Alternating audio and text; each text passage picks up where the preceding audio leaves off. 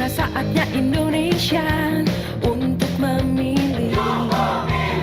Pada saat menyaksikan simulasi pemilu di TPS 17 Sawahan, Kecamatan Mentawa Baru Ketapang, Kabupaten Kota Waringin Timur, Wakil Bupati Irawati SPD berpesan agar Komisi Pemilihan Umum atau KPU setempat tetap bersinergi dengan pemerintah.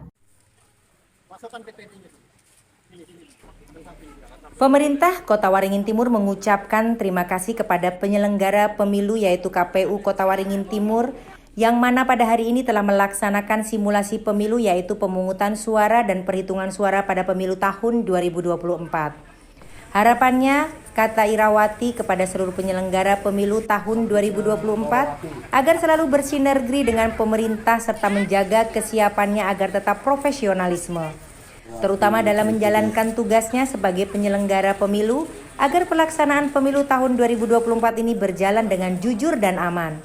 Pada intinya saat menyaksikan simulasi dinilai masyarakat rata-rata sudah memahami tata cara melakukan pemilihan ini karena memang pemilihan dilaksanakan 5 tahun sekali. Pemilihan yang khusus untuk disabilitas. Nah, untuk disabilitas dan lansia, paling tidak ada mereka tersendiri tempatnya atau jalannya tersendiri. Jadi jangan disamakan dengan pemilih yang biasanya itu atau pemilih yang dikatakan masyarakat normal seperti biasa. Jadi ada tempat tersendiri dan juga mungkin nanti ada pengajaran sedikit untuk pemilih pemula karena pemilih pemula itu banyak tahun ini. Mungkin dari anak-anak sekolah, nah mungkin itu lagi yang perlu diperhatikan untuk kepada penyelenggara pemilu tahun 2024 di Kabupaten Kota Waringin Timur. Ketua KPU Kota Waringin Timur Muhammad Rifki menyampaikan proses simulasi dilakukan melalui dari pembukaan tempat pemungutan suara atau TPS, penyaluran hak pilih hingga perhitungan surat suara.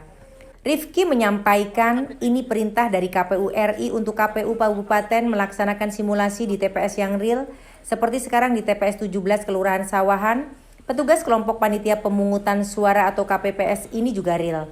Ia menyampaikan mulai dari TPS dibuka proses pemungutan suara hingga jam 13.00 waktu Indonesia Barat dilakukan perhitungan hasil pemungutan suara sampai menggunakan aplikasi Sirakap sistem informasi rekapitulasi.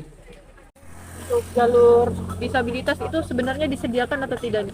Jadi sebenarnya kalau untuk disabilitas itu akses di TPS itu sudah kita siapkan dalam artian ada fungsi prioritas. Jadi ketika memang ada pemilih yang disabilitas ditempatkan pada fungsi prioritas sehingga misalkan menunggu tidak terlalu lama. Nah, kemudian juga kita melakukan settingnya meja yang tidak terlalu tinggi. Nah, itu juga untuk memudahkan ke disabilitas. Kemudian ada juga alat bantu bagi penderita misalkan ada tunanetra, kemudian ada kekurangan lainnya, itu juga ada alat bantu. Nah, memang kalau untuk jalur khusus dalam artian seperti jalur untuk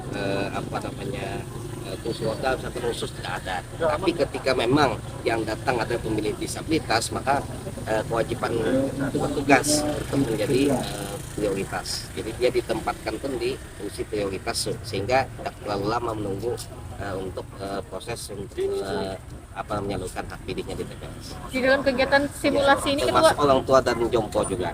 Dalam kegiatan simulasi ini surat suara yang disiapkan berapa banyak? Sesuai dengan jumlah pemilih. Di sini berapa? 206. Pemilihnya 206, kemudian ditambah dengan 2%, jadi 211. Jadi kita gil.